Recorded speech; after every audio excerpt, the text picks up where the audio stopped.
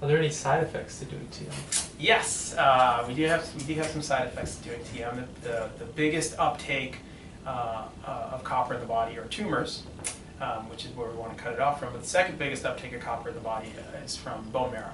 So just the way chemotherapy can be bone marrow suppressive, TM can be bone marrow suppressive too. So the idea here is to get your copper levels to a place where it's not enough for the cancer cells, but it's enough for physiological function. And that's why we have to do blood monitoring very regularly, usually every other week.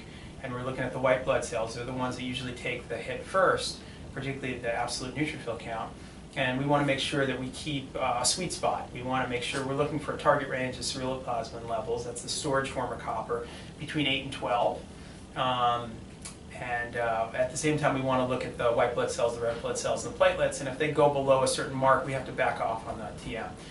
Patients can become anemic from TM due to bone marrow suppression, and that happens sometimes, and it's transient. As soon as we pick that up, we would take them off the TM or lower their dose, and their blood counts will regulate, and then we can get them back on TM. So it's a balancing act. We have to watch it constantly, but there's no long-term side effects. And compared to the downside, which is a high risk of relapsing to cancer, for most patients feel it's a worthy trade-off, even though they're checking their blood regularly and they have the potential to become anemic. The other big side effect is just sulfur burps, and we don't hear too many complaints about that.